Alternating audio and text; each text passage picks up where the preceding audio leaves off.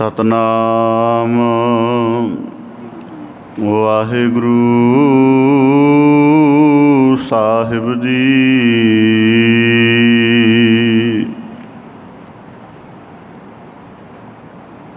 सतगुर आयो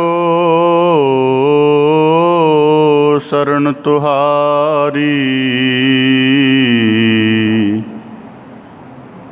मिलै सुख नाम हर सोबा।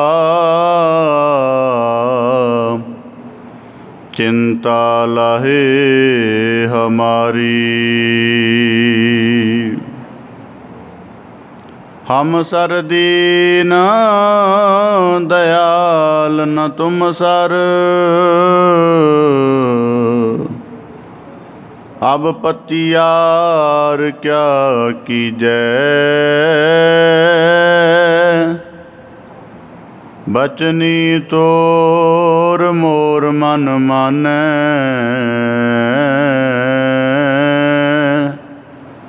जन को पूरन दीजै, हो बल बल जाओ रमैया कारने।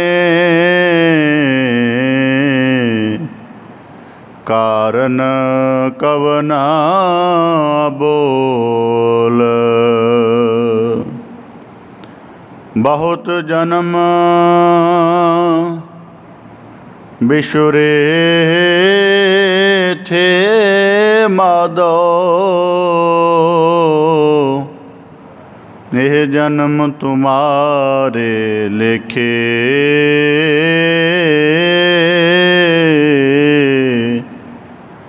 कह रविदास आस लग जीवो। चिर पयो दर्शन देखे, कबीर जिह दर आवत जत अहो। हट कै नाही कोय, सो दर कैसे छोड़िए।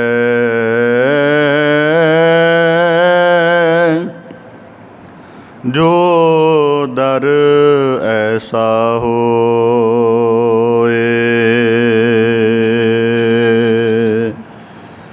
कबीर चरण कमल की मौज को। कह कैसे उन्मान,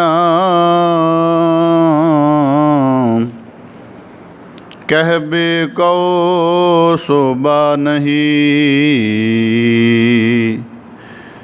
देखा ही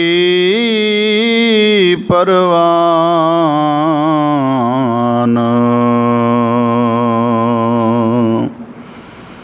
बेसुमार अथाह अगणित अतुल।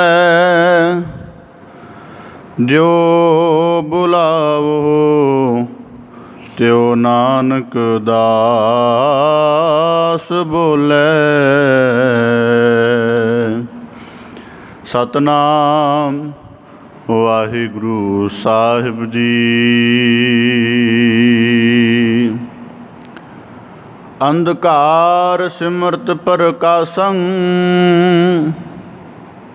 गुण रमंत अगखंडनः। अंधकार सिमरत प्रकाशं, गुण रमंत अगखंडनः।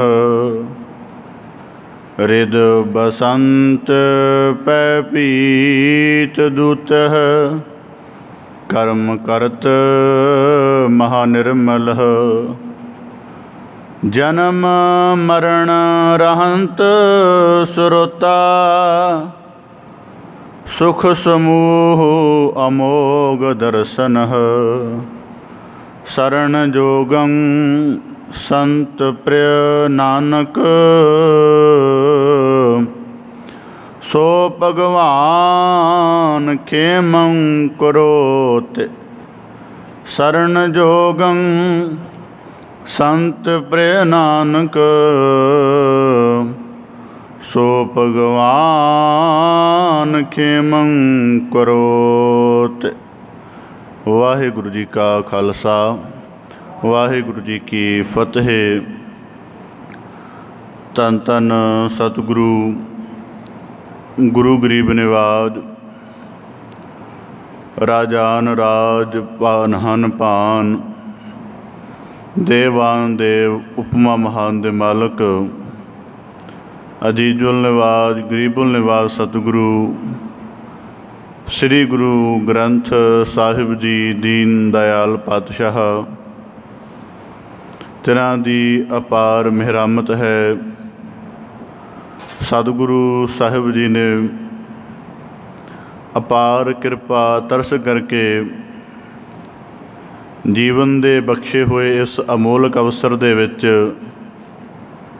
बुद्धि दे विच उत्तम ख्याल बख्शिश करके काया दे विच सतसंगत विच जुड़ बैठण दा बल बख्शिश करके मन नूं गुरु शब्द दे नाल एक सुर करन दा लवलीन करन दा ख्याल बख्शिश करके सानू अपनी पावन पवित्र हजूरी दे विच सतसंगत रूप विच जुड़ बैठण दा शब्द दी कार कमाउण दा सुभाग अवसर बख्शिश कीता है।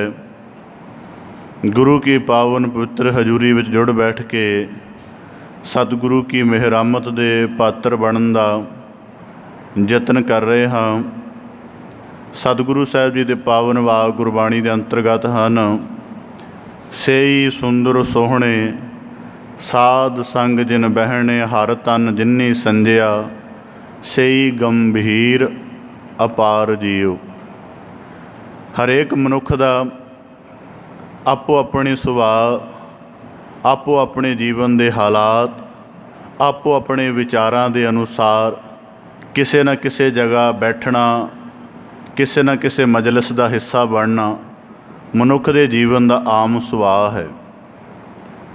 होर मजलिसां भी मनुख की घाड़त कढ़दियां ने पर उन्हां मजलिसां दे विच मनुख का जीवन अक्सर कई बारी विकारी सुभाव वाला हो जाता है। तो फिर गुरु साहब जी ने एक मजलिस वो भी जोड़ी है जिथे केवल निरंकार दे दर घर की गल हुंदी है, जिथे मनुख के जीवन मनोरथ की गल हुंदी है, जिथे मनुख सचियार किवें होए कूड़ियारी जीवन तो किवें छुट के माया तो वेड़े हुए मन नूं किवें माया तो निर्लेप करे।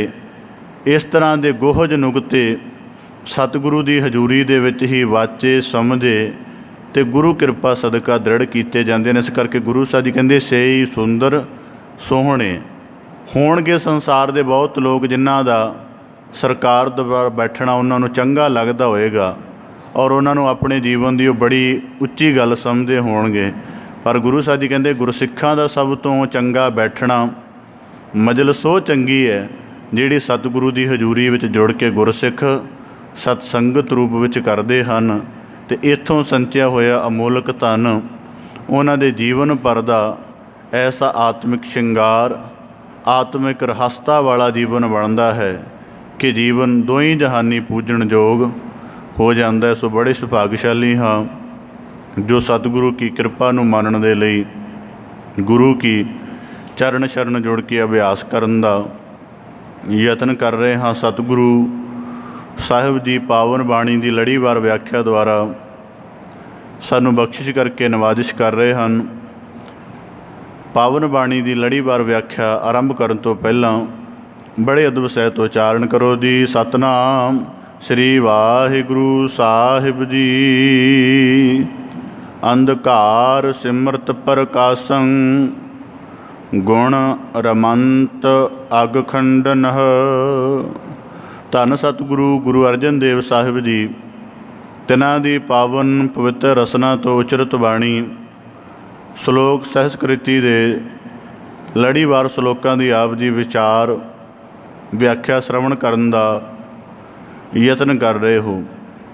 सतगुरु साहब जी ने कृपा करके कल दे पावन श्लोकां दे विच घर गृहस्थी की चिंता मनुख नूं किस प्रकार उसके जीवन मनोरथ तो विहूणा कर दिंदी है ਔਰ ਫਿਰ ਕਿਸ ਪ੍ਰਕਾਰ ਅਨੇਕਾਂ ਦੁੱਖਾਂ ਵਿਕਾਰਾਂ ਅਤੇ ਸੰਸਾਰ ਦੀ ਮਾਇਆ ਦੇ ਵਿੱਚ ਭਰਮਿਆ ਹੋਇਆ ਮਨੁੱਖ ਸਤਸੰਗਤ ਦੇ ਨਾਲ ਆਪਣੇ ਜੀਵਨ ਨੂੰ ਮਾਇਆ ਦੇ ਪ੍ਰਭਾਵ ਤੋਂ ਉਚੇਰਾ ਕਰਕੇ ਅਤੇ ਗੁਰਮੁਖਾਂ ਵਾਲਾ ਜੀਵਨ ਜਿਉਣਾ ਸ਼ੁਰੂ ਕਰ ਦਿੰਦਾ ਹੈ। ਦਲੋਸ ਲੋਕਾਂ ਦੁਆਰਾ ਗੁਰੂ ਸਾਹਿਬ ਜੀ ਨੇ ਸਾਨੂੰ ਉਪਦੇਸ਼ ਬਖਸ਼ਿਸ਼ ਕਰਕੇ ਨਵਾਜਿਆ ਸੀ। ਅੱਜ ਦੇ ਪਾਵਨ ਸ਼ਲੋਕ ਦੇ ਵਿੱਚ ਸਤਿਗੁਰੂ ਸਾਹਿਬ ਜੀ, ਕਿਉਂਕਿ ਕੱਲ੍ਹ ਇਸ ਨੁਕਤੇ ਤੱਕ ਵਿਚਾਰ ਗੁਰੂ ਸਾਹਿਬ ਜੀ ਨੇ ਬਖਸ਼ਿਸ਼ ਕੀਤੀ ਸੀ ਕਿ ਗੁਰੂ ਸਾਹਿਬ ਜੀ ਦਾ ਵਾਕ ਸੀ, ਮਿਟੰਤ ਸਗਲ ਸਿਮਰੰਤ ਹਰ ਨਾਮ ਨਾਨਕ ਜੈਸੇ ਪਾਵਕ ਕਾਸ਼ਟ ਭਸਮੰ ਕਰੋਤ।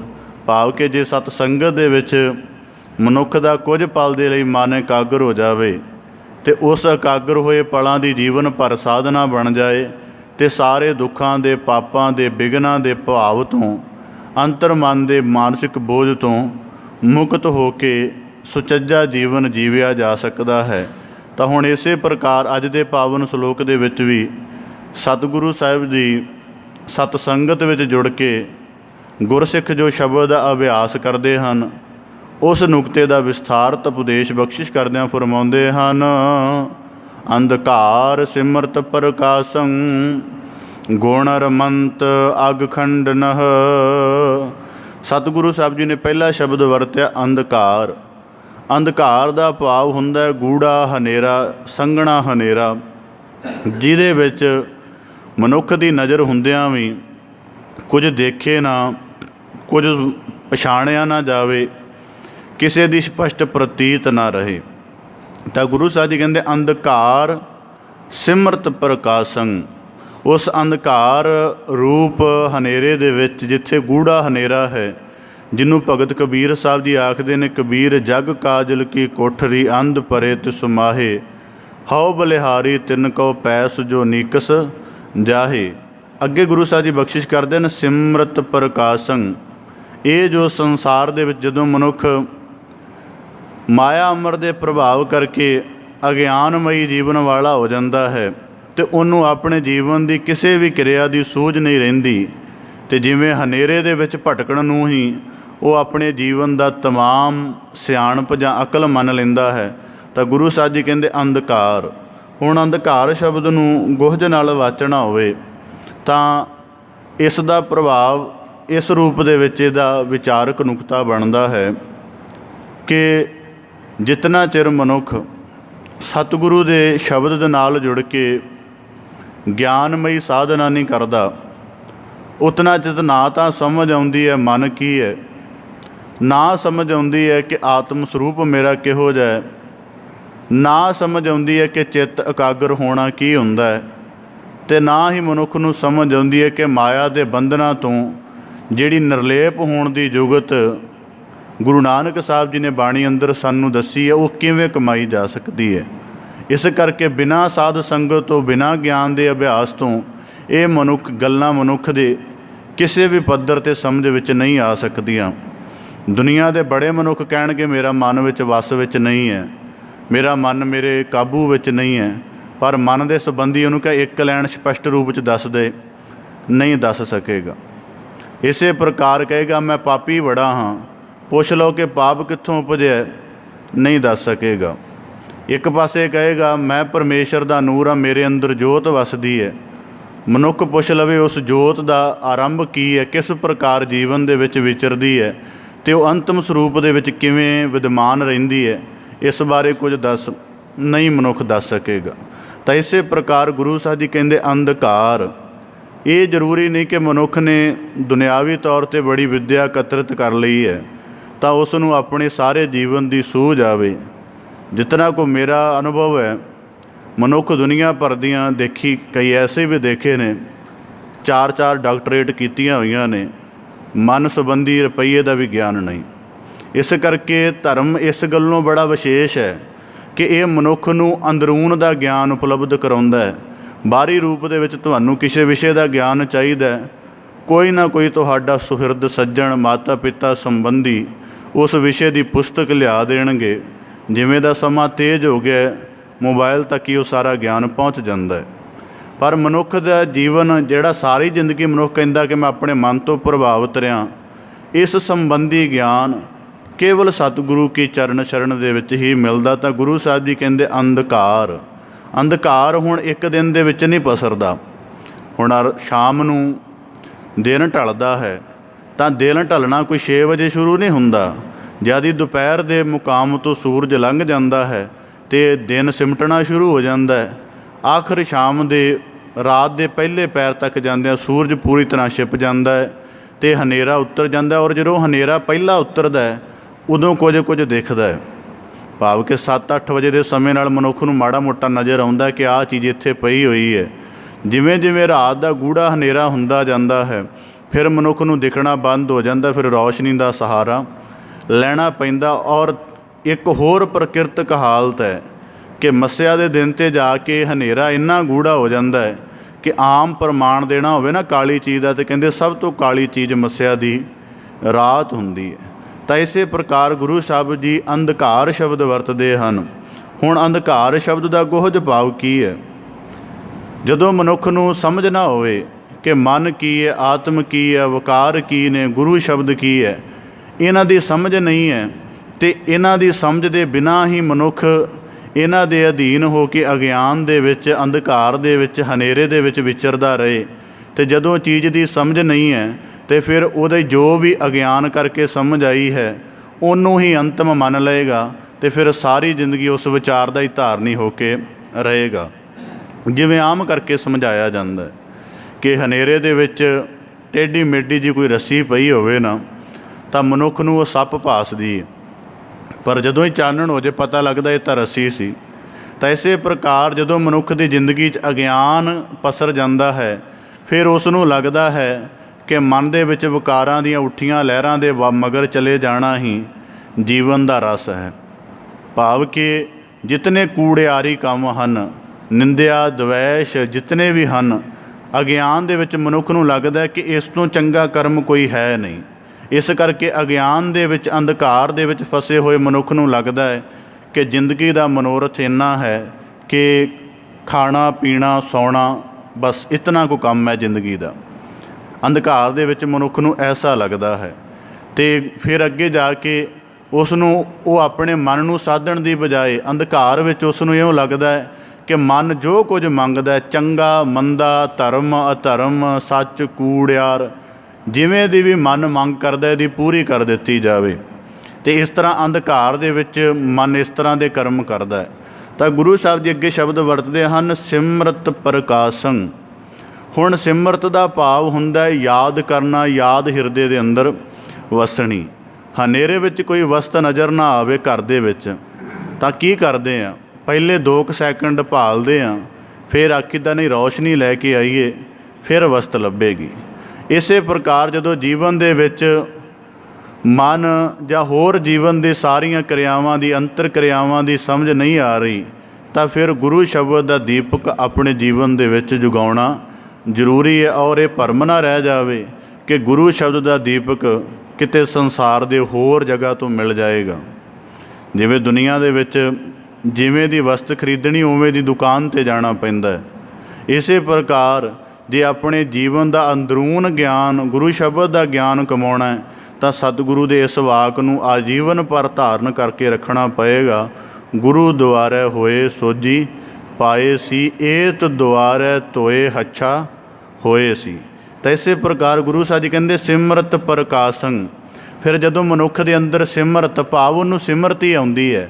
ਹੁਣ ਸਿਮਰਤੀ ਕਿਵੇਂ ਆਉਂਦੀ ਹੈ ਕਿ ਇੱਕ ਮਨੁੱਖ ਹੈ ਜਿਹੜਾ ਕੇਵਲ ਪਦਾਰਥਕ ਤਲ 'ਤੇ ਜੀਵਨ ਜਿਉਂ ਰਿਹਾ, ਵਿਸ਼ਿਆਂ ਦੇ ਵਿੱਚ ਉਹ ਪੂਰੀ ਤਰ੍ਹਾਂ ਖੁੱਭਿਆ ਹੋਇਆ ਹੈ।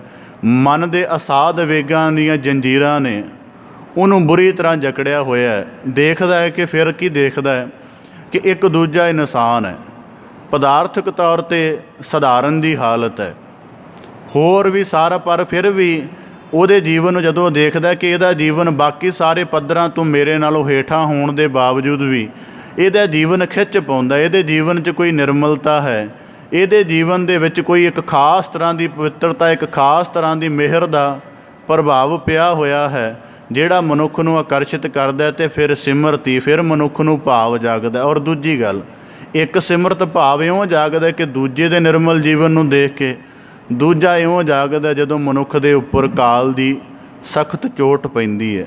इस करके गुरबाणी च भगत कबीर साहब जी ने फरमाया है, कहो कबीर तब ही नर जागै, जम का डंड मूंड मह लागै। पता उदों लगदा है जदों हनेरे विच भटकदिਆਂ ਨੂੰ काल दा सर्प लड़ जांदा है, तो फिर मनुख समझदा कि हनेरे दे विच ही मर गए, प्रकाश दे विच जा ही ना सके। इसे प्रकार गुरु साहब जी कहंदे अंधकार सिमरत प्रकाशं। हुण दूजी गल, ਹੁਣ ਮਨੁੱਖ ਨੂੰ ਆਪਣੇ ਅੰਧਕਾਰ ਦਾ ਵੀ ਗਿਆਨ ਹੋਣਾ ਜ਼ਰੂਰੀ ਹੈ। ਜੇ ਅੰਧਕਾਰ ਦਾ ਹੀ ਗਿਆਨ ਨਹੀਂ ਹੋਊਗਾ ਤਾਂ ਰੌਸ਼ਨੀ ਦੀ ਭਾਲ ਕਿਉਂ ਕਰੂਗਾ। ਉੱਲੂ ਕਦੀ ਨਹੀਂ ਚਾਹੇਗਾ ਕਿ ਰਾਤ ਮੁੱਕੇ। ਉੱਲੂ ਹਮੇਸ਼ਾ ਇਹ ਚਾਹੇਗਾ ਸਾਰਾ 24 ਘੰਟੇ ਹੀ ਰਾਤ ਬਣੀ ਰਵੇ, ਕਿਉਂਕਿ ਉਹਨੂੰ ਹਨੇਰੇ ਵਿੱਚ ਨਜ਼ਰ ਆਉਣਾ ਸ਼ੁਰੂ ਹੁੰਦਾ। ਸੂਰਜ ਉਹਨੂੰ ਲੱਗਦਾ ਹੈ, ਉਹਦੀ ਦ੍ਰਿਸ਼ਟੀਕੋਣ 'ਚ ਉਲਟੀ ਗੱਲ ਬਣੀ ਹੋਈ ਹੈ। ਸਾਨੂੰ ਲੱਗਦਾ ਕਿ ਸੂਰਜ ਪ੍ਰਕਾਸ਼ ਕਰਦਾ, ਚਾਨਣ ਹੁੰਦਾ ਹੈ। ਉੱਲੂ ਨੂੰ ਲੱਗਦਾ ਕਿ ਸੂਰਜ ਹਨੇਰਾ ਕਰਦਾ, ਇਸ ਕਰਕੇ ਉਹਨੂੰ ਚੰਗਾ ਨਹੀਂ ਸਮਝਦਾ, सूरज के चानने विच निकलना ठीक नहीं समझदा। हुण दृष्टिकोण उसका अपना गलत है। तो इस प्रकार गुरु साहब जी कहते अंधकार। हुण अंधकार का मनुख नूं ज्ञान किवें होवे। अंधकार का ज्ञान होने के लिए भी सत संगत च आउणा पएगा। जिवें उदाहरण के तौर पर बच्चा स्कूल च जाएगा, किसी विषय नूं एकाग्रता दे नाल पढ़ेगा, इम्तिहान देगा, फिर ही पता लगेगा कि इस विषय दे विच किन्ना कु कामयाब है, इस विषय का किन्ना कु ज्ञान है। बिना स्कूल गया, बिना विद्यक साधना कीतियां उहदे हुशियार नालायक होने का पता नहीं लगेगा। इस कर जिन्ना चिर मनुख गुरु शब्द के अभ्यास नूं अपने जीवन दे विच परनाएगा नहीं, पता नहीं लगेगा कि जीवन किन्ना अंधकार दे नाल भरिया होया है। इहदा सरल जिहा नुकता मैं आप जी दे नाल साझा करदा हाँ। हुण कई वारी जाचना होवे कि बाहरों तां शरीर बड़ा सुंदर है, जरा जिन्नी भी मैल नहीं है, जरा जिन्नी मैल ना रहन देईदी है ना आउण देईदी नेड़े, बस्तर भी बड़े उजले ने।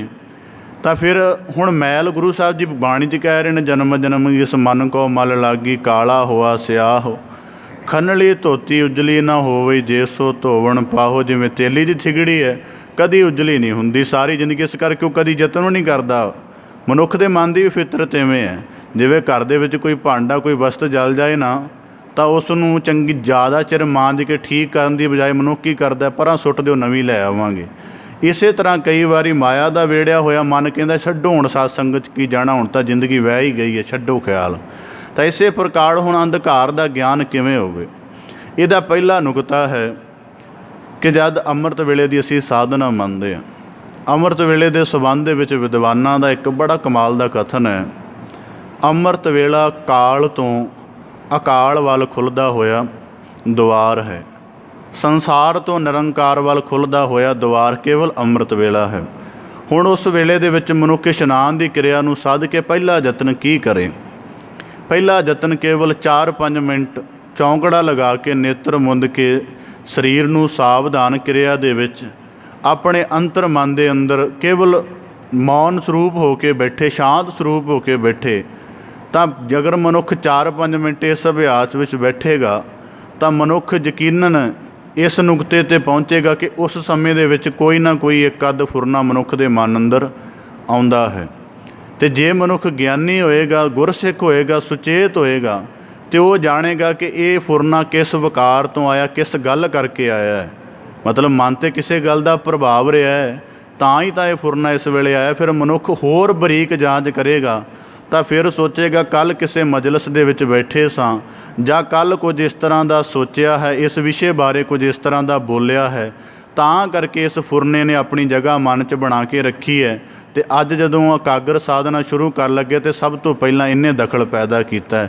फिर मनुख समझ लेंदा है कि अमृत वेले की साधना तां सही हो सके जी जे बाकी सारा जीवन दिन भी सुचेत भरिया जीवेगा। फिर दूजी गल, हुण कई आम सतसंगी जदों उन्हां दे सुभाਅ च प्रेरणा जागदी है, उत्साह जागदा है, तो अमृत वेले के अभ्यासी हुंदे ने। 10-15 दिन महीना को अभ्यास करते हैं तो अक्सर बहुत ज़्यादा ने, अक्सर बहुत ज़्यादा ये गल सांझी करनगे जी। सवेर वेले जदों तुसीं कहंदे हो अभ्यास करिया करो गुरु शब्द नूं मन के, गुरु शब्द के अनुसार हो के, तां काली पैंदी है, घबराहट हुंदी है। हुण ये काली तां घबराहट काहदे लक्षण ने? इहदा मन है कि जिस चीज़ नूं साधिया ही नहीं गया, अज जदों उहनूं साधन लगे आ तो वो मुश्किल पैदा कर रहा है। शायद किसानी के नुकते तो आप जी जाणू होवो ਪਹਿਲਾਂ ਜਿਹੜੇ ਜਾਨਵਰਾਂ ਨੂੰ ਜੋਣ ਦਾ ਕੰਮ ਲਿਆ ਜਾਂਦਾ ਸੀ, ਜਿਨ੍ਹਾਂ ਮਗਰ ਖੇਤੀ ਨੂੰ ਵਾਹੁਣ ਆਦਿਕ ਦੇ ਸੰਦ ਜਾਂ ਰੇਹੜੀ ਆਦਿਕ ਪਾਉਣ ਦਾ ਕੰਮ ਲਿਆ ਜਾਣਾ ਹੁੰਦਾ ਸੀ, ਤਾਂ ਉਹਦੀ ਛੋਟੀ ਅਵਸਥਾ ਦੇ ਵਿੱਚ ਹੀ ਉਹਦਾ ਨੱਕ ਕੱਦ ਵਿੰਨ ਕੇ ਨਕੇਲ ਪਾ ਲੈਂਦੇ ਸਨ ਕਿ ਜੇ ਹੁਣ ਪੈ ਗਈ ਠੀਕ ਹੈ, ਮੁੜ ਕੇ ਭਾਵੇਂ ਸਾਰਾ ਨਗਰ ਇਕੱਠਾ ਹੋ ਕੇ ਇਹਨੂੰ ਨਕੇਲ ਪਾਉਣੀ ਚਾਹਵੇ, ਪਾਈ ਨਹੀਂ ਜਾਏਗੀ। ਇਸੇ ਕਰਕੇ ਗੁਰੂ ਸਾਹਿਬ ਜੀ ਫਰਮਾਉਂਦੇ ਹਨ ਕਿ ਅੰਧਕਾਰ ਸਿਮਰਤ ਪ੍ਰਕਾਸ਼ੰ। ਫਿਰ ਉਸ ਅਭਿਆਸ ਦੇ ਵਿੱਚ ਮਨੁੱਖ ਦਾ ਮਨ ਜਾਗਦਾ ਹੈ। ਜਿਵੇਂ ਉਦਾਹਰਨ ਦੇ ਤੌਰ 'ਤੇ ਸਾਡੇ ਸਰੀਰ 'ਚ ਰੋਗ ਹੋਵੇ, ਅਸੀਂ ਖੁਦ ਨਹੀਂ ਨਾ ਤਸਦੀਕ ਕਰ ਸਕਦੇ ਕਿ ਕਿੰਨਾ ਰੋਗ ਹੈ, ਕਿਸ ਤਰ੍ਹਾਂ ਦਾ ਰੋਗ ਹੈ। ਵੈਦ ਕੋਲੋਂ ਜਾਈਦਾ, ਡਾਕਟਰ ਕੋਲੋਂ ਜਾਈਦਾ, ਬਾਕਾਇਦਾ ਨਬਜ਼ ਖੂਨ ਆਦਿਕ ਚੈੱਕ ਕਰਕੇ ਦੱਸਦਾ ਕਿ ਇਸ ਰੋਗ ਦਾ ਸਰੀਰ ਦੇ ਵਿੱਚ, ਇਸ ਸਰੀਰ ਦੇ ਇਸ ਹਿੱਸੇ ਵਿੱਚ ਰੋਗ ਹੈ।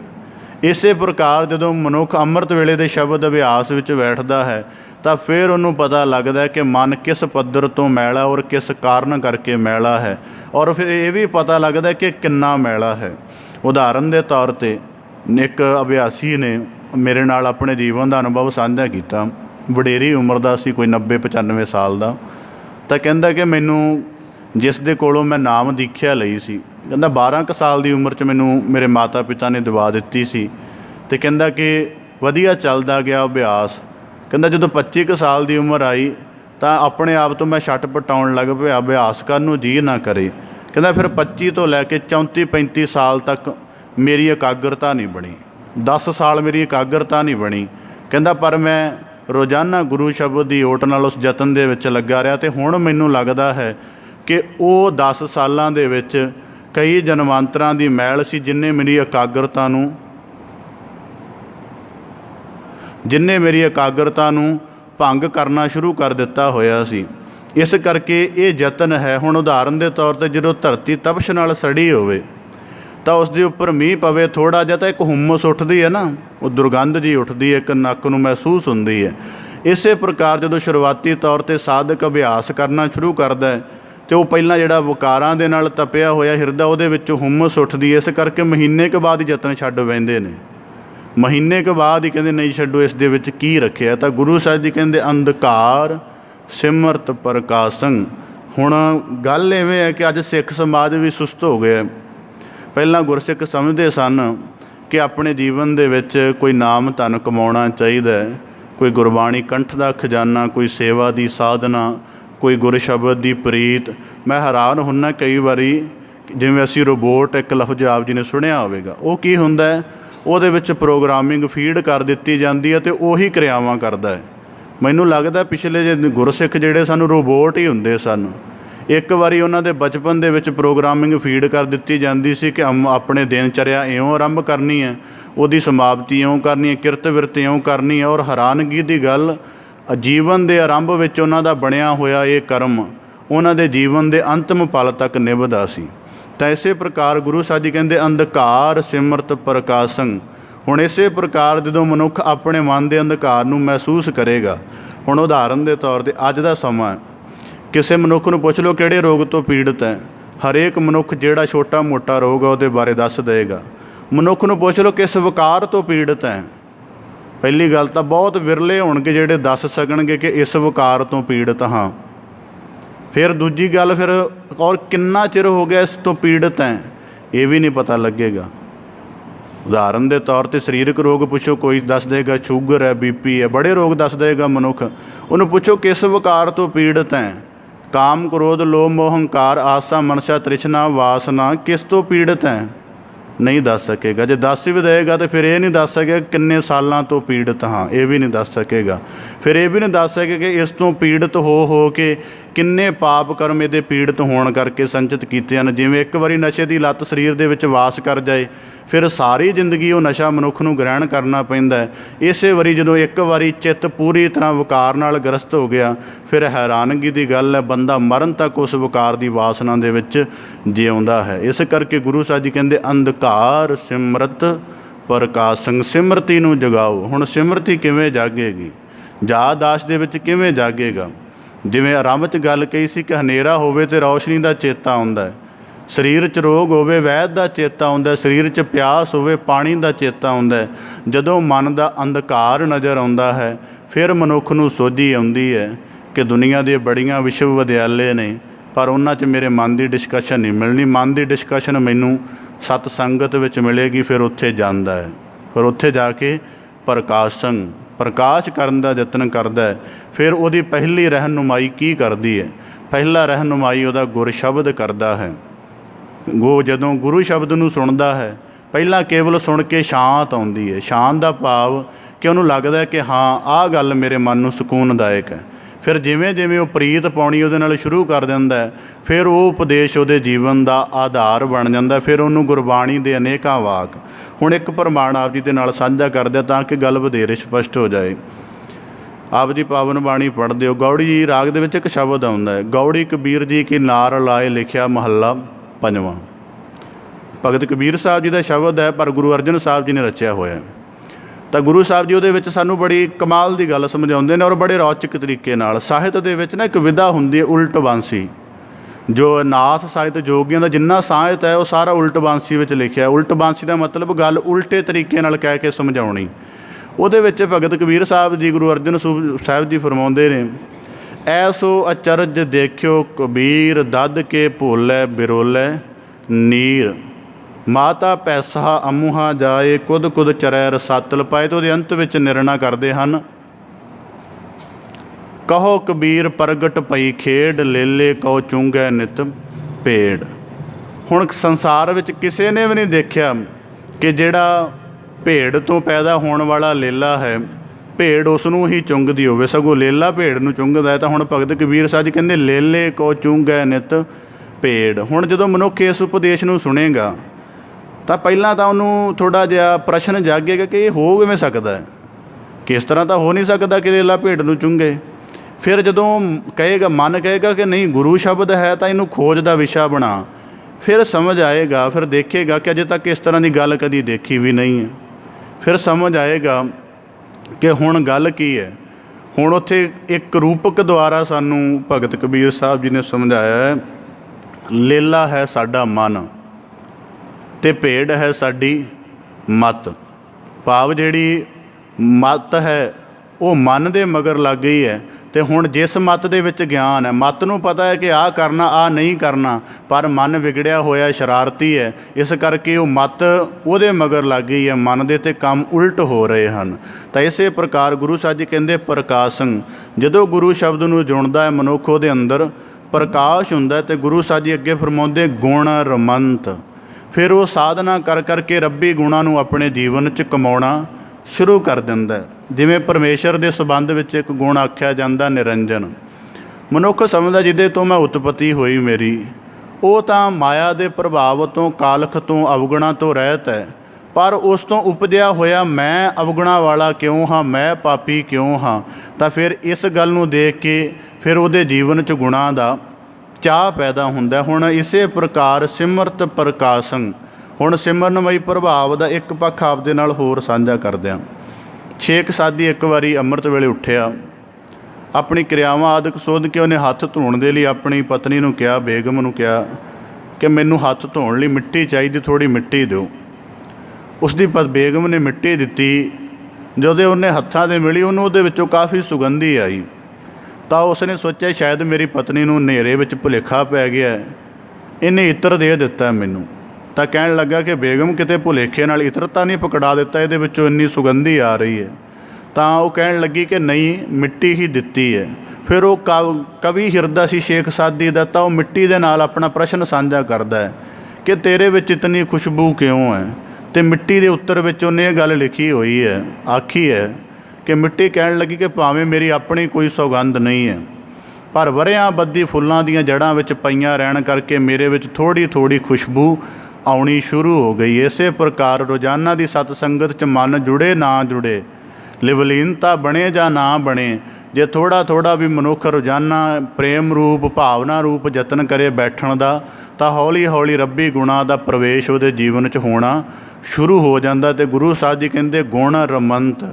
हुण इस प्रकार गुण धारण करन दा मैनूं याद है किसी समय असीं अपने एक अध्यापक नाल मनोविथਿਆ साझी की कि संसार के किन्ने क काम सीखे जा सकते हैं, मतलब इन्ने गुण ने किन्ने क सीखे जा सकते हैं। तो क्योंकि उन्होंने आप बहुत सारे गुणों वाला सुभाव से बहुत सारे कार्य करने जानते सन। तो कहते कि एक गल है, कहते उन्होंने अपना सिमरनमई पक्ष उजागर किया। ਕਹਿੰਦੇ ਕਿ ਜੋ ਬੰਦਾ ਅੰਮ੍ਰਿਤ ਵੇਲੇ ਦਾ ਅਭਿਆਸੀ ਹੁੰਦਾ ਨਾ, ਹੋਰ ਬਾਕੀ ਸੰਸਾਰ ਉਹਦੀਆਂ ਬਰਕਤਾਂ ਨੂੰ ਮੰਨੇ ਜਾਂ ਨਾ ਮੰਨੇ, ਉਹਦੀ ਇਕਾਗਰਤਾ ਬੜੀ ਕਮਾਲ ਦੀ ਹੁੰਦੀ ਹੈ। ਉਹਦਾ ਸਭ ਤੋਂ ਵੱਧ ਕੋਈ ਵੀ ਸੰਸਾਰ ਦਾ ਕੰਮ ਕਰੇ, ਚਾਹੇ ਛੋਟੇ ਤੋਂ ਛੋਟਾ ਕੰਮ ਕਰੇ, ਵੱਡੇ ਤੋਂ ਵੱਡਾ ਕੰਮ ਕਰੇ, ਉਹਦੀ ਇਕਾਗਰਤਾ ਬੜੀ ਬਣਦੀ ਹੈ। ਅੱਜ ਦੇਖੀਦਾ ਕਈ ਵਾਰੀ ਬੱਚੇ ਪੜ੍ਹਾਈ 'ਚ ਕਮਜ਼ੋਰ ਨੇ, ਪਤਾ ਨਹੀਂ ਕਿਹੜੇ ਕਿਹੜੇ ਟੌਨਿਕ ਖਵਾਈ ਜਾਂਦੇ। ਕਦੀ ਇਹ ਨਹੀਂ ਕਿਹਾ ਕਿ 5 ਮਿੰਟ ਉੱਠ ਕੇ ਅੰਮ੍ਰਿਤ ਵੇਲੇ ਕਿਤੇ ਮੂਲ ਮੰਤਰ ਦਾ ਹੀ ਅਭਿਆਸ ਕਰ ਲੈ, ਕਿ ਜਿਹੜੀ ਤੇਰੀ ਇੰਟਿਊਸ਼ਨ ਹੈ ਉਹ ਪੂਰੀ ਇਕਾਗਰ ਹੋ ਜਾਵੇ ਤਾਂ ਕਿ ਤੇਰਾ ਵਿਸ਼ੇ ਦਾ ਗਿਆਨ ਤੇਰੇ ਅੰਦਰ ਸਮੋ ਜਾਵੇ। ਤਾਂ ਕਹਿੰਦੇ ਜਦੋਂ ਇਕਾਗਰਤਾ ਪੂਰੀ ਬਾਕਲੀਨ ਬਣ ਜਾਂਦੀ ਹੈ ਤਾਂ ਫਿਰ ਮਨੁੱਖ ਜਿਸ ਵੀ ਗੁਣ ਨੂੰ ਹੱਥ ਪਾਉਂਦਾ, ਥੋੜ੍ਹੇ ਸਮੇਂ ਬਾਅਦ ਹੀ ਉਹਦੇ ਅੰਦਰ ਉਹ ਕਲਾ ਆ ਜਾਂਦੀ। ਇਸੇ ਕਰਕੇ ਪਰਮੇਸ਼ਰ ਨੂੰ ਸਰਬ ਗੁਣ ਤਾਂ ਕਿਹਾ ਜਾਂਦਾ ਹੈ ਕਿ ਜਦੋਂ ਉਹਦੀ ਯਾਦ ਨੂੰ ਦ੍ਰਿੜ ਕਰਨਾ ਸ਼ੁਰੂ ਕਰ ਦਿਓਗੇ, ਫਿਰ ਇਕੱਲਾ ਅਧਿਆਤਮਿਕ ਤੌਰ 'ਤੇ ਨਹੀਂ, ਸੰਸਾਰਿਕ ਤੌਰ 'ਤੇ ਵੀ ਬੰਦਾ ਸક્ષਮ ਹੋ ਜਾਂਦਾ ਹੈ। ਔਰ ਮੈਂ ਐਸੇ ਕਈ ਸੰਸਥਾਵਾਂ ਦੇ ਵਿੱਚ ਐਸੇ ਗੁਰਸਿੱਖ ਦੇਖੇ ਨੇ ਕਿ ਤੁਸੀਂ ਜੀਵਨ ਦੇ ਕਿਸੇ ਵੀ ਕਲਾ ਦੀ, ਕਿਸੇ ਵੀ ਕਾਰਜ ਦੀ ਗੱਲ ਕਰ ਲਓ ਤਾਂ ਉਹਨਾਂ ਨੂੰ ਆਉਂਦਾ ਹੋਏਗਾ, ਔਰ ਬਾਖੂਬੀ ਆਉਂਦਾ ਹੋਏਗਾ। ਤਾਂ ਪੁੱਛਿਆ ਕਿਵੇਂ, ਹੋਰ ਆਇਆ ਕਿਵੇਂ? ਸਾਡੇ ਵਾਂਗੂ ਤਮਾਮ ਵਿੱਦਿਆ ਨਹੀਂ ਹਾਸਲ ਕੀਤੀ ਉਹਨਾਂ ਨੇ, ਪਰ ਕੇਵਲ ਸਿਮਰਨ ਦੇ ਅਭਿਆਸੀ ਸਨ। ਉਹਨਾਂ ਦੀ ਇਕਾਗਰਤਾ ਹੀ ਉਹਨਾਂ ਨੂੰ ਗੁਣ ਸੰਗ੍ਰਹਿਤ ਕਰਨ ਦੀ ਪ੍ਰੇਰਨਾ ਬਖਸ਼ਿਸ਼ ਕਰਦੀ। ਤਾਂ ਗੁਰੂ ਸਾਹਿਬ ਜੀ ਕਹਿੰਦੇ ਗੁਣ ਰਮੰਤ। ਹੁਣ ਗੁਣ ਰਮੰਤ ਦਾ ਭਾਵ ਹੈ ਕਿ ਜਦੋਂ ਪਰਮੇਸ਼ਰ ਨਿਰੰਜਨ, ਹੁਣ ਮਨੁੱਖ ਵਿਚਾਰ ਕਰੇਗਾ, ਹੁਣ ਜਦੋਂ ਗੁਣ ਰਮੰਤ ਦਾ ਖਿਆਲ ਆਏਗਾ ਤਾਂ ਫਿਰ ਸਾਧਨਾ ਆਪਣੇ ਆਪ ਮਨੁੱਖ ਕ੍ਰੀਏਟ ਕਰਦਾ ਹੈ। ਆਪਣੇ ਆਪ ਕਿਵੇਂ ਕਰਦਾ ਹੈ? ਮਨੁੱਖ ਸਮਝਦਾ ਹੈ ਕਿ ਫਿਰ ਵਿਚਾਰ ਪੈਦਾ ਹੁੰਦੀ ਕਿ ਪਿਛਲੇ ਕਰਮ ਕਿਵੇਂ ਦੇ ਕੀਤੇ ਨੇ ਅਤੇ ਅੱਜ ਗੁਰੂ ਸ਼ਬਦ ਵਿਚਾਰ ਨੂੰ ਸਰਵਣ ਕੀਤਾ ਅਤੇ ਅੱਜ ਕਿਵੇਂ ਦੇ ਕਰਮ ਕਰਨੇ ਨੇ। ਤਾਂ ਫਿਰ ਮਨੁੱਖ ਇਹਦੀ ਸਾਧਨਾ ਬਣਾਉਂਦਾ ਹੈ। ਫਿਰ ਮਨੁੱਖ ਸੋਚਦਾ ਹੈ ਕਿ ਅੱਜ ਕਿਤੇ ਬੈਠਾਂਗੇ, ਉਨਾ ਚਿਰ ਹੀ ਬੈਠਣਾ ਜਿੰਨਾ ਚਿਰ ਨਿੰਦਿਆ ਨਹੀਂ ਸ਼ੁਰੂ ਹੋਏਗੀ। ਜਦੋਂ ਨਿੰਦਿਆ ਸ਼ੁਰੂ ਹੋ ਗਈ, ਉੱਠ ਕੇ ਆ ਜਾਣਾ ਉੱਥੋਂ, ਜਾਂ ਉੱਥੋਂ ਆਪਣਾ ਕਿਨਾਰਾ ਕਰ ਲੈਣਾ। ਅੱਜ ਕੂੜ ਨਹੀਂ ਬੋਲਣਾ। ਅੱਜ ਮਨ ਨੂੰ ਬਾਰ-ਬਾਰ ਦਵੈਤ ਤੋਂ ਰਹਿਤ ਕਰਕੇ ਸਾਰ ਇੱਕ ਸਰੂਪ ਦੇ ਇਕਾਗਰ ਰਹਿ ਕੇ ਸੋਚਣਾ। ਇੱਕ ਦਿਨ ਦੀ ਸਾਧਨਾ ਮੰਨ ਕੇ ਚੱਲੇਗਾ ਮਨੁੱਖ। ਅਗਰ ਇੱਕ ਦਿਨ ਦੀ ਚੱਲੇਗਾ ਤਾਂ ਫਿਰ ਜੇ ਸ਼ਿੱਦਤ ਦੇ ਨਾਲ ਕਰੇਗਾ ਤਾਂ ਦੂਜੇ ਦਿਨ ਉਹਦਾ ਪ੍ਰਭਾਵ ਥੋੜ੍ਹਾ ਜਿਹਾ ਮਨ 'ਤੇ ਰਹਿ ਜਾਏਗਾ।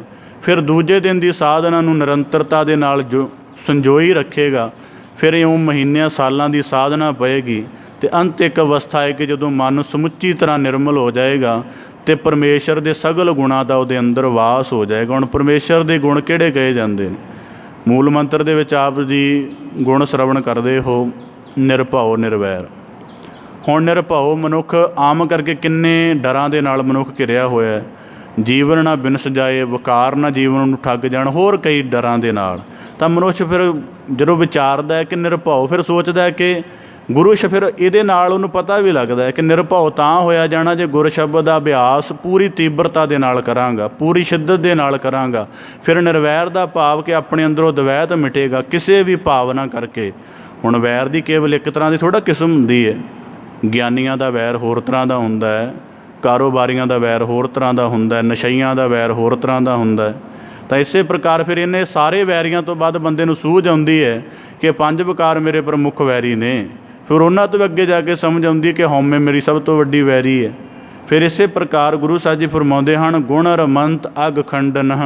ਜਦੋਂ ਹੁਣ ਹਿਰਦੇ ਅੰਦਰ, ਹੁਣ ਜੇ ਟੈਂਕੀ ਦੇ ਵਿੱਚ ਹੀ ਗੰਦਗੀ ਹੈ ਤਾਂ ਟੂਟੀ ਦੇ ਵਿੱਚ ਪਾਣੀ ਸਾਫ਼ ਨਹੀਂ ਆਏਗਾ। ਇਸ ਕਰਕੇ ਟੈਂਕੀ ਨੂੰ ਵੀ ਸਾਫ਼ ਕਰਨਾ ਪਏਗਾ। ਜੇ ਮਨੁੱਖ ਚਾਹੁੰਦਾ ਕਿ ਮੇਰੇ ਨੇਤਰ ਵਾਸਨਾ ਮਲੀਨਤਾ ਦੇ ਤਹਿਤ ਨਾ ਦੇਖਣ, ਕੰਨ ਨਿੰਦਿਆ ਨੂੰ ਨਾ ਸਰਵਣ ਕਰਨ ਦੀ ਚੇਟਕ ਰੱਖਣ, ਅਤੇ ਇਸੇ ਪ੍ਰਕਾਰ ਫਿਰ ਕਰਨਾ ਕੀ ਪਏਗਾ? ਅੰਤਰ ਹਿਰਦਾ ਨਿਰਮਲ ਕਰਨਾ ਪਏਗਾ। ਅਤੇ ਇਸ ਕਰਕੇ ਗੁਰੂ ਸਾਹਿਬ ਜੀ ਕਹਿੰਦੇ ਗੁਣ ਰਮੰਤ, ਫਿਰ ਗੁਣਾਂ ਦੀ ਸਾਧਨਾ ਕਰਨੀ ਪਏਗੀ। ਅਗ ਖੰਡਨਹ, ਜਦੋਂ ਜਦੋਂ ਰੱਬੀ ਗੁਣ ਹਿਰਦੇ ਵਿੱਚ ਸਮਾਈ ਜਾਣਗੇ, ਉਵੇਂ ਉਵੇਂ ਜੀਵਨ ਦਾ ਉਧਾਰ ਹੁੰਦਾ ਜਾਏਗਾ, ਪਾਪਾਂ ਦੀ ਮਲੀਨ ਅਵਸਥਾ ਬਣਦੀ ਜਾਏਗੀ। ਤਾਂ ਇਸੇ ਪ੍ਰਕਾਰ ਗੁਰੂ ਸਾਹਿਬ ਜੀ ਫਰਮਾਉਂਦੇ ਹਨ, ਰਿਦ ਬਸੰਤ ਪੈ ਭੀਤ ਦੂਤਹ ਕਰਮ ਕਰਤ ਮਹਾ ਨਿਰਮਲਹ। ਗੁਰੂ ਸ਼ਬਦ ਦੀ ਵਿਆਖਿਆ ਦਾ ਇੱਕ ਗੋਝ ਨੁਕਤਾ ਹੈ ਕਿ ਜਦ ਕਦੇ ਵਿਆਖਿਆ ਨੂੰ ਵਿਸਥਾਰ 'ਚ ਲਿਜਾਣ ਦਾ ਯਤਨ ਕਰੀਦਾ ਤਾਂ ਬਹੁਤ ਸਾਰੀਆਂ ਪਰਤਾਂ ਸਾਂਝੀਆਂ ਕਰਨ ਦੇ ਬਾਵਜੂਦ ਵੀ ਰਹਿ ਜਾਂਦੀਆਂ ਨੇ। ਤਾਂ ਹੁਣ ਗੁਰੂ ਸਾਹਿਬ ਜੀ ਅਗਲੀ ਪੰਕਤੀ 'ਚ ਬਖਸ਼ਿਸ਼ ਕਰਦੇ, ਰਿਦ ਬਸੰਤ। ਹੁਣ ਇਸੇ ਪ੍ਰਕਾਰ ਕੋਈ ਮਨੁੱਖ ਦੇ ਅੰਦਰ ਕੋਈ ਕਲਾ ਹੁੰਦੀ ਹੈ, ਉਹ ਕਿਸੇ ਕਲਾ ਨੂੰ ਅੰਜਾਮ ਦਿੰਦਾ ਹੈ। ਤਾਂ ਇਹ ਤਾਂ ਗੱਲ ਸਪਸ਼ਟ ਹੈ ਕਿ ਪਹਿਲਾਂ ਕਲਾ ਉਹਦੀ ਬੁੱਧੀ ਅੰਦਰ ਉਤਰੀ ਹੈ ਤਾਂ ਹੀ ਕਰ ਰਿਹਾ। ਜਿਵੇਂ ਇੱਕ ਬੁੱਤ ਘੜਨ ਵਾਲਾ ਬੁੱਤ ਨੂੰ ਘੜ ਰਿਹਾ, ਚਾਹੇ ਮਿੱਟੀ ਦਾ ਚਾਹੇ ਲੱਕੜ ਦਾ। ਇਹਦਾ ਮਤਲਬ ਪਹਿਲਾਂ ਉਹਦੇ ਅੰਦਰ ਉਹ ਨਕਸ਼ ਉਤਰ ਗਿਆ ਜਿਹੜਾ ਉਹਨੇ ਲੱਕੜ 'ਤੇ ਜਾਂ ਮਿੱਟੀ ਦੇ ਉੱਪਰ ਪ੍ਰਗਟਾਉਣਾ ਹੈ। ਇਹ ਤਾਂ ਸਪਸ਼ਟ ਹੈ ਇਸੇ ਪ੍ਰਕਾਰ। ਅਤੇ ਇਸੇ ਪ੍ਰਕਾਰ ਜਦੋਂ ਮਨੁੱਖ ਨੇ ਆਪਣੇ ਜੀਵਨ ਦੇ ਵਿੱਚ ਵਿਕਾਰਾਂ ਤੋਂ ਨਿਰਮਲ ਹੋਣਾ ਦਾ ਮਤਲਬ ਇਹਦੇ ਅੰਦਰ ਗੁਰ ਸ਼ਬਦ ਦਾ ਵਾਸ ਹੋ ਗਿਆ। ਤਾਂ ਗੁਰੂ ਸਾਹਿਬ ਜੀ ਕਹਿੰਦੇ ਰਿੱਧ ਬਸੰਤ ਪੈ ਭੀਤ ਦੂਤੇ। ਹੁਣ ਰਿਧੇ ਅੰਦਰ ਕਿਵੇਂ ਸ਼ਬਦ ਵਸਦਾ? ਜਦੋਂ ਮਨੁੱਖ ਦਾ ਅੰਧਕਾਰ ਉੱਠਦਾ ਫਿਰ ਉਹਨੂੰ ਸਮਝ ਆਉਂਦੀ ਹੈ ਕਿ ਅਸਲ 'ਚ ਮਨ ਤਾਂ ਵਿਕਾਰਾਂ ਦੇ ਅਧੀਨ ਹੋ ਕੇ ਰਹਿਣ ਵਾਲੀ ਚੀਜ਼ ਨਹੀਂ, ਇਹ ਤਾਂ ਜੋਤ ਸਰੂਪ ਹੈ। ਭਾਵ ਇਹਦੇ ਅੰਦਰ ਨਿਰਮਲਤਾ, ਪਵਿੱਤਰਤਾ, ਗੁਰੂ ਸ਼ਬਦ ਦਾ ਰਸ ਹੋਣਾ ਜ਼ਰੂਰੀ ਹੈ ਅਤੇ ਇਹੀ ਇਹਦਾ ਅਸਲੀ ਗੁਣ ਹੈ। ਤਾਂ ਗੁਰੂ ਸਾਹਿਬ ਜੀ ਕਹਿੰਦੇ ਫਿਰ ਮਨ ਜਾਗਦਾ ਹੈ। ਗੁਰਬਾਣੀ 'ਚ ਵਾਕ ਆਉਂਦਾ, ਜਾਗ ਰੇ ਮਨ ਜਾਗਨ ਹਾਰੇ, ਬਿਨ ਹਰਿ ਨਾਮ ਆਵਸ ਨਾ ਕਾਮਾ, ਝੂਠ ਮੋਹ ਮਿਥਿਆ ਪਾਸਾਰੇ। ਕਿ ਬਿਨਾਂ ਹਰੀ ਪਰਮੇਸ਼ਰ ਦੇ ਨਾਮ ਤੋਂ ਕੁਝ ਵਸਤ ਕੰਮ ਆਉਣ ਵਾਲੀ ਨਹੀਂ। ਤਾਂ ਗੁਰੂ ਸਾਹਿਬ ਜੀ ਕਹਿੰਦੇ ਰਿੱਧ ਬਸੰਤ, ਪਹਿਲਾਂ ਮਨ ਜਾਗਦਾ, ਫਿਰ ਮਨ ਜਾਗਣ ਦੇ ਨਾਲ ਹੁੰਦਾ ਕੀ ਹੈ, ਫਿਰ ਉਹਨੂੰ ਪਤਾ ਲੱਗ ਜਾਂਦਾ ਕਿ ਜਿਹੜੇ ਵਿਕਾਰਾਂ ਰੂਪੀ ਚੋਰ ਹਨ ਉਹ ਕਦੋਂ ਕਦੋਂ ਕਿਸ ਕਿਸ ਵੇਲੇ 'ਤੇ ਮੇਰੇ ਘਰ ਆਉਂਦੇ ਆ। ਜਦੋਂ ਮਨ ਜਾਗਦਾ ਹੈ ਉਦੋਂ ਸੰਕਲਪ ਵਿਕਲਪ ਦੇ ਫੁਰਨਿਆਂ ਦਾ ਪਤਾ ਲੱਗਣਾ ਸ਼ੁਰੂ ਹੋ ਜਾਂਦਾ ਹੈ। ਹੁਣ ਇਹ ਨਹੀਂ ਕਿ ਗਿਆਨੀ ਬੰਦੇ ਦੇ ਅੰਦਰ ਫੁਰਕ ਕੋਈ, ਜਾਂ ਗੁਰਸਿੱਖ ਦੇ ਅੰਦਰ ਕੋਈ ਮਾਇਆ ਦੇ ਫੁਰਨੇ ਨਹੀਂ ਆਉਂਦੇ ਨੇ, ਪਰ ਉਹ ਇੰਨਾ ਸੁਚੇਤ ਹੁੰਦਾ ਕਿ ਉਹ ਫੁਰਨੇ ਨੂੰ ਹੀ ਖਤਮ ਕਰ ਲੈਂਦਾ, ਫੁਰਨੇ ਨੂੰ ਖਿਆਲ ਨਹੀਂ ਬਣ ਦਿੰਦਾ। ਅਤੇ ਜਦੋਂ ਖਿਆਲ ਅੱਗੇ ਜਾਏਗਾ ਹੀ ਨਹੀਂ, ਉਹ ਕਰਮ ਬਣੇਗਾ ਹੀ ਨਹੀਂ। ਤਾਂ ਇਸੇ ਪ੍ਰਕਾਰ ਗੁਰੂ ਸਾਹਿਬ ਜੀ ਕਹਿੰਦੇ ਰਿੱਧ ਬਸੰਤ, ਫਿਰ ਮਨ ਜਾਗਦਾ ਫੁਰਨਿਆਂ ਦਾ, ਫਿਰ ਬੁੱਧੀ ਵੀ ਜਾਗ ਪੈਂਦੀ ਹੈ। ਬੁੱਧੀ ਦੇ ਅੰਦਰ ਵਿਵੇਕ ਜਾਗਦਾ, ਫਿਰ ਉਹ ਹਰੇਕ ਫੁਰਨੇ ਦਾ ਨਿਰਣਾ ਕਰ ਲੈਂਦਾ ਹੈ। ਹੁਣ ਜਿਵੇਂ ਕਈ ਵਾਰੀ ਮਨੁੱਖ ਕਿਸੇ ਵਿਕਾਰ ਦੇ ਵਸ ਹੋ ਕੇ ਕਰਮ ਕਰ ਲੈਂਦਾ ਹੈ, ਤਾਂ ਗੁਰਸਿੱਖ ਵਿਕਾਰਾਂ ਤੋਂ ਤਾਂ ਬਚ ਜਾਂਦਾ ਹੈ ਕਿ ਉਹ ਕਰਮ ਕਰਨ ਤੋਂ ਪਹਿਲਾਂ ਜਿਹੜਾ ਹਿਰਦੇ 'ਚ ਫੁਰਨਾ ਉਪਜਿਆ ਹੈ ਉਹਨੂੰ ਹੀ ਪਛਾਣ ਲੈਂਦਾ ਕਿ ਹੈ ਕਿਵੇਂ ਦਾ। ਫਿਰ ਬੁੱਧੀ ਵੀ ਜਾਗਦੀ ਹੈ, ਫਿਰ ਬੁੱਧੀ ਤੋਂ ਬਾਅਦ ਚਿੱਤ ਜਾਗਦਾ ਹੈ। ਫਿਰ ਚਿੱਤ ਸਮਝਦਾ ਹੈ ਕਿ ਜੇ ਬੁੱਧੀ ਵੀ ਹੁਣ ਨਿਰਣਾ ਕਰ ਲੈਂਦੀ ਹੈ, ਜਿਵੇਂ ਉਦਾਹਰਨ ਦੇ ਤੌਰ 'ਤੇ ਇੱਕ ਨਸ਼ਈ ਬੰਦੇ ਦੀ ਬੁੱਧੀ ਵੀ ਨਿਰਣਾ ਕਰ ਲੈਂਦੀ ਹੈ ਕਿ ਨਸ਼ਾ ਗਲਤ ਹੈ, ਪਰ ਉਹਦੀ ਬੁੱਧੀ ਨਿਰਣਾ ਕਰਨ ਦੇ ਬਾਵਜੂਦ ਵੀ ਉਸ ਗਲਤ ਪਦਾਰਥ ਨੂੰ ਪੀਂਦੀ, ਆਪਣੇ ਜੀਵਨ ਦਾ ਨੁਕਸਾਨ ਕਰਦੀ ਹੈ। ਫਿਰ ਅੱਗੇ ਆਉਂਦੀ ਚਿੱਤ ਦੀ ਸਾਧਨਾ। ਚਿੱਤ ਦੀ ਸਾਧਨਾ, ਫਿਰ ਚਿੱਤ ਜਿਹੜਾ ਗੁਰੂ ਸ਼ਬਦ ਦੇ ਨਾਲ ਸਾਧਿਆ ਸ਼ਵੱਛ ਹੋਇਆ ਹੁੰਦਾ ਹੈ, ਉਹ ਸਮਝਦਾ ਹੈ ਚਿੱਤ ਕਿ ਇਹ ਫੁਰਨਾ ਭਾਵੇਂ ਮਨ ਦੇ ਤਲ 'ਤੇ ਵੀ ਵਾਚ ਲਿਆ, ਬੁੱਧੀ ਨੇ ਵੀ ਨਿਰਣਾ ਕਰ ਲਿਆ ਗਲਤ ਹੈ, ਪਰ ਜਦੋਂ ਬੁੱਧੀ ਅਸਹਾਈ ਹੋਣ ਲੱਗਦੀ ਹੈ ਤਾਂ ਫਿਰ ਚਿੱਤ ਕਹਿੰਦਾ ਇਸ ਫੁਰਨੇ ਨੂੰ ਆਪਣੇ ਅੰਦਰ ਸਮਾਉਣ ਦੇ ਲਈ ਨਹੀਂ ਥਾਂ ਦੇਣੀ। ਫਿਰ ਇੱਥੇ ਉਹ ਕਿਹੜੀ ਚੀਜ਼ ਉਹਦਾ ਆਧਾਰ ਬਣਦੀ ਹੈ? ਇੱਥੇ ਸ਼ਬਦ ਹੀ ਉਹਦਾ ਆਧਾਰ ਬਣਦੀ ਹੈ। ਕਈ ਜਿਹੜੇ ਨਿਰਮਲ ਅਵਸਥਾ ਵਾਲੇ ਗੁਰਸਿੱਖ ਹੁੰਦੇ ਨਾ, ਕਈ ਵਾਰੀ ਮੈਂ ਦੇਖਿਆ ਉਹਨਾਂ ਦੀ ਜੀਵਨ 'ਚ ਮਤਲਬ 5-7 ਮਿੰਟ ਬਾਅਦ ਉਹਨਾਂ ਦੀਆਂ ਪੰਕਤੀਆਂ ਦਾ ਜ਼ਿਕਰ ਬਦਲਦਾ ਰਹੇਗਾ। ਕਿਸੇ ਮੈਂ ਜਾਣਕਾਰ ਨੂੰ ਜਾਣਦਾ ਕਿ ਕਈ ਵਾਰੀ ਉਹਨੂੰ ਦੇਖਣਾ ਕਦੇ ਮਿਲ ਰਿਹਾ ਹੋਣਾ ਤਾਂ ਉਹਨੇ ਕਈ ਵਾਰੀ ਪਰੀਆ ਮਤ ਪਾਪਾ ਕੇ ਸੰਗੇ ਹੀ ਪੰਕਤੀ 20-20 25-25 ਹਜ਼ਾਰ ਵਾਰ ਪੜ੍ਹੀ ਜਾਣੀ। ਤਾਂ ਇੱਕ ਵਾਰੀ ਮੈਂ ਜਾਣ ਕੇ ਪੁੱਛਿਆ ਕਿ ਮੈਂ ਕਿਹਾ ਜੇ ਤੁਸੀਂ ਕਈ ਵਾਰੀ ਕੋਈ ਪੰਕਤੀ ਪੜ੍ਹ ਰਹੇ ਹੁੰਦੇ ਹੋ, ਕਈ ਵਾਰੀ ਕੋਈ ਪੜ੍ਹ ਰਹੇ ਹੁੰਦੇ ਹੋ, ਤਾਂ ਕਹਿੰਦੇ ਦਰਅਸਲ ਉਦੋਂ ਮਨ ਦੇ ਵਿੱਚ ਪਾਪ ਦਾ ਖਿਆਲ ਆ ਰਿਹਾ ਹੁੰਦਾ ਹੈ, ਤਾਂ ਮੈਂ ਉੱਥੇ ਗੁਰੂ ਸ਼ਬਦ ਦੀ ਚੋਟ ਮਾਰੀ ਜਾਂਦਾ ਕਿ ਖਿਆਲ ਭੱਜ ਜਾਵੇ ਅਤੇ ਮੇਰਾ ਪਾਪ ਕਰਮ ਤੋਂ ਖਹਿੜਾ ਛੁੱਟ ਜਾਵੇ। ਤਾਂ ਇਸੇ ਪ੍ਰਕਾਰ ਗੁਰੂ ਸਾਹਿਬ ਜੀ ਕਹਿੰਦੇ ਰਿੱਧ ਬਸੰਤ ਪੈ ਭੀਤ ਦੂਤੇ, ਕਰਮ ਕਰਤ ਮਹਾ ਨਿਰਮਲ। ਜਦੋਂ ਹਿਰਦੇ ਅੰਦਰ ਗੁਰੂ ਸ਼ਬਦ ਦਾ ਵਾਸ ਹੁੰਦਾ ਹੈ, ਇਸ ਕਰਕੇ ਗੁਰਸਿੱਖ ਨੇ ਨਿਰਮਲ ਕਰਮ ਇਸ ਕਰਕੇ ਨਹੀਂ ਕਰਨੇ ਕਿ ਉਹਨੇ ਐਥਿਕਸ ਦਾ ਵਿਸ਼ਾ ਪੜ੍ਹਨਾ ਹੈ, ਉਹਨੇ ਪਹਿਲਾਂ ਕੋਈ ਹਿਊਮੈਨਿਜ਼ਮ ਪੜ੍ਹਨਾ ਅਤੇ ਫਿਰ ਉਹਨੇ ਨਿਰਮਲ ਕਰਮ ਕਰਨੇ ਨੇ। ਉਹਦਾ ਜਦੋਂ ਮਨ ਨਿਰਮਲ ਹੋ ਗਿਆ, ਨਿਰਮਲ ਕਰਮ ਆਪਣੇ ਆਪ ਉਹਦੇ ਤੋਂ ਪ੍ਰਵਾਹਿਤ ਹੁੰਦੇ ਨੇ। ਜਨਮ ਮਰਨ ਰਹੰਤ ਸਰੋਤਾ, ਸੁਖ ਸਮੂਹ ਅਮੋਗ ਦਰਸ਼ਨ। ਕਹਿੰਦੇ ਗੁਰੂ ਸਾਹਿਬ ਜੀ ਕਹਿੰਦੇ ਇਸੇ ਪ੍ਰਕਾਰ ਜਦੋਂ ਆਤਮ ਸਰੋਤ ਦਾ ਅੰਧਕਾਰ ਵਿਨਸਦਾ ਹੈ ਤਾਂ ਫਿਰ ਮਨੁੱਖ ਨੂੰ ਆਪਣਾ ਜੀਵਨ ਸਾਰੇ ਬੰਧਨਾਂ ਤੋਂ ਰਹਿਤ ਆਉਂਦਾ ਹੈ। ਫਿਰ ਉਹਨੂੰ ਇਸ ਗੱਲ ਦੀ ਕੋਈ ਪਰਵਾਹ ਨਹੀਂ ਕਿ 5 ਵਿਕਾਰ ਜੀਵਨ ਠੱਗਦੇ ਨੇ। ਤ੍ਰਿਸ਼ਨਾ ਦੀ ਅੱਗ ਵਿੱਚ ਮਨੁੱਖਤਾ ਸੜਦੀ ਹੈ, ਜਨਮ ਮਰਨ ਦੇ ਗੇੜ ਵਿੱਚ ਮਨੁੱਖਤਾ ਭਟਕਦੀ, ਇਸ ਗੱਲ ਦਾ ਉਹਨੂੰ ਕੋਈ ਵਾਹ ਨਹੀਂ। ਇਸੇ ਕਰਕੇ ਗੁਰੂ ਬਾਣੀ ਚਾਹੁੰਦਾ ਨਾਨਕ ਸਤਿਗੁਰ ਜਿਨ ਕੋ ਮਿਲਿਆ ਤਿਨਕਾ ਲੇਖਾ ਨਿਬੜਿਆ। ਨਿਬੜਿਆ ਦਾ ਭਾਵ ਕੀ ਹੈ ਕਿ ਇਹੋ ਜਿਹਾ ਕਰਮ ਨਹੀਂ ਕੀਤਾ ਜਿਹੜਾ ਲੇਖੇ ਦੇ ਵਿੱਚ ਨੋਟ ਕਰਨਾ ਪਵੇ, ਕਰਮ ਹੀ ਸਾਰੇ ਪਰਮੇਸ਼ਰ ਦੀ ਹੁਕਮ ਅਨੁਸਾਰ ਕੀਤੇ ਨੇ।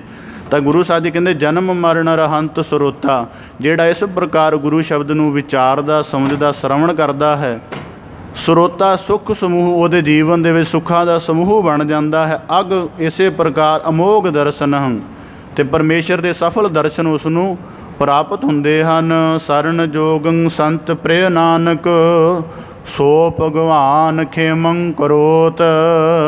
ਤਾਂ ਗੁਰੂ ਸਾਹਿਬ ਜੀ ਕਹਿੰਦੇ ਹੇ ਅਕਾਲ ਪੁਰਖ ਪਰਮੇਸ਼ਰ ਸਰਨ ਜੋਗੰ, ਹੇ ਸੰਤਾਂ ਦੇ ਪਿਆਰੇ ਪ੍ਰੀਤਮ ਪਰਮੇਸ਼ਰ, ਸਰਨ ਜੋਗ ਭਾਵ ਕੇ ਮਾਇਆ ਦੇ ਪ੍ਰਭਾਵ ਤੋਂ ਮੁਕਤ ਹੋਣਾ, ਤੇਰੀ ਸ਼ਰਨ ਲੈਣੀ ਜ਼ਰੂਰੀ ਹੈ।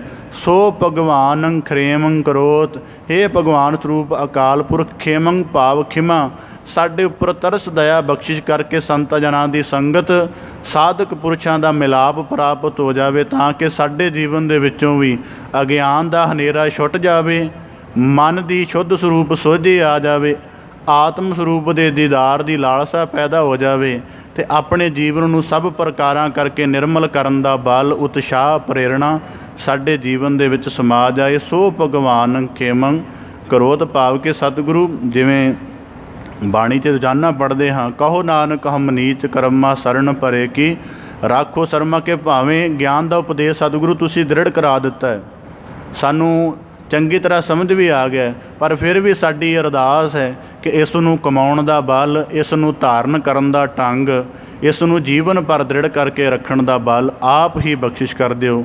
ਇਸ ਪ੍ਰਕਾਰ ਸਤਿਗੁਰੂ ਗੁਰੂ ਅਰਜਨ ਦੇਵ ਸਾਹਿਬ ਦੀ ਅੱਜ ਦੇ ਪਾਵਨ 19ਵੇਂ ਸ਼ਲੋਕ ਦੁਆਰਾ ਸਾਨੂੰ ਸਤ ਸੰਗਤ ਦੀ ਮਹਿਮਾ ਬਖਸ਼ਿਸ਼ ਕਰਦੇ ਹਨ ਕਿ ਕਿਵੇਂ ਮਨੁੱਖ ਦਾ ਮਨ ਸਤ ਸੰਗਤ ਵਿੱਚ ਜੁੜ ਕੇ ਨਿਰਮਲ ਹੁੰਦਾ ਹੈ, ਕਿਵੇਂ ਉਹ ਜੀਵਨ ਮੁਕਤ ਪਦ ਦਾ ਅਧਿਕਾਰੀ ਬਣਦਾ। ਸਤਿਗੁਰੂ ਕਿਰਪਾ ਕਰਨ, ਪਾਵਨ ਉਪਦੇਸ਼ ਦਾ ਭਾਵ ਸਾਡੇ ਸਾਰਿਆਂ ਦੇ ਹਿਰਦੇ ਅੰਦਰ ਵਸ ਜਾਏ, ਸਾਰਿਆਂ ਦਾ ਇੱਥੇ ਆਇਆ ਸਫਲਾ ਹੋਵੇ ਜੀ। ਪਾਵਨ ਸ਼ਬਦ ਵਿਚਾਰ ਦੀ ਆਪ ਜੀ ਦੇ ਨਾਲ ਸਾਂਝ ਪਾਉਂਦਿਆਂ ਹੋਈਆਂ ਬੇਅੰਤ ਭੁੱਲਾਂ ਦੀ ਖਿਮਾ ਜਾਚਨਾ ਜੀ। ਬੜੇ ਅਦਬ ਸਹਿਤ ਗੱਜ ਕੇ ਫਤਿਹ ਅਰਜ ਕਰੋ ਜੀ। ਵਾਹਿਗੁਰੂ ਜੀ ਕਾ ਖਾਲਸਾ, ਵਾਹਿਗੁਰੂ ਜੀ ਕੀ ਫਤਿਹ।